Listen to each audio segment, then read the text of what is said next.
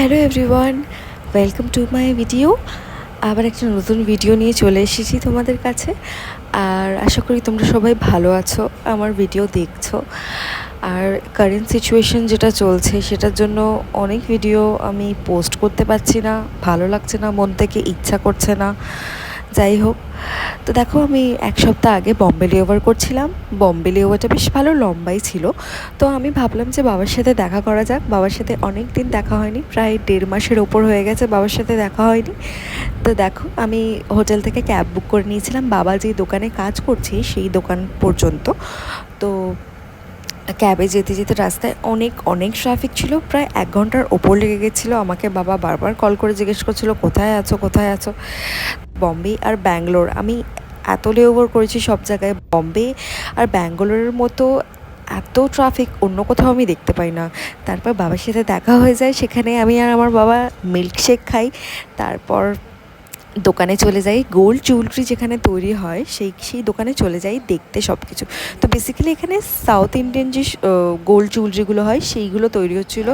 তো বাবা বোঝাচ্ছিল এগুলোর প্রাইস কত, কতটা ওজন, এইগুলোর সব কিছু আমাকে বোঝাচ্ছিলো। প্রায় 150 গ্রাম, 200 গ্রাম, 500 গ্রামেরও আমি নেকলেস দেখেছি ওখানে, প্রায় 50 লাখ টাকার বেশি দাম।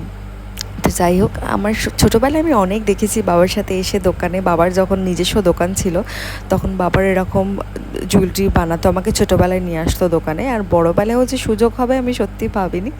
খুব ভালো লাগলো এসে দেখে নিজের চোখে।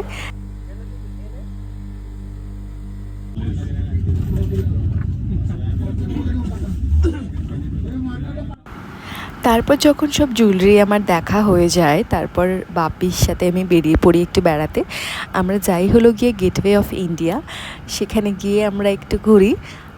ছোটোবেলায় অনেক গেছি বাবার সাথে, ছোট্ট ছিলাম বাবার হাত ধরে যেতাম।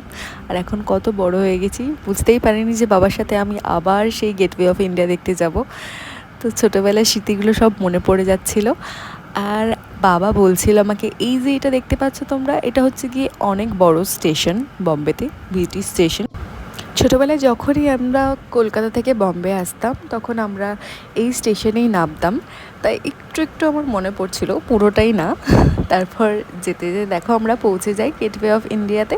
তো এখানে আমার বাবা আমাকে দেখায় তাজমহল প্যালেস, যেটা ভীষণ পুরনো আর ভীষণ famous all over the world.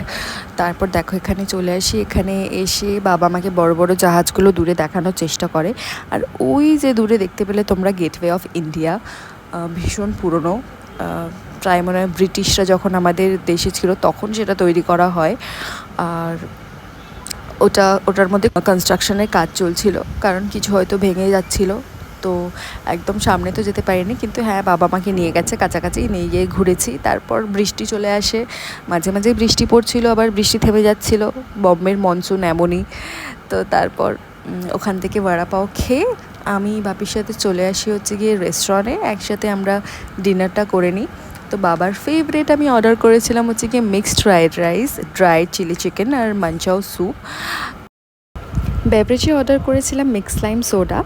তারপর খাওয়া দাওয়া কমপ্লিট হয়ে যাওয়ার পর বাবা আমাকে ক্যাবে তুলে দেয়, সেখান থেকে আমি হোটেলে চলে যাই। তারপরে আমার আর্লি মর্নিং ফ্লাইট ছিল। তো বাবার সাথে দেখা করে অনেক ভালো লাগলো, খুব ভালো লাগলো সারাদিনটা বাবার সাথে কাটিয়ে। আর এইভাবেই দেখো আমি হোটেলে পৌঁছে যাই, প্রায় 1 ঘন্টার মধ্যে আমি হোটেলে পৌঁছে যাই। আর thank you for watching my vlog. সবাই সুস্থ থেকো, বাই।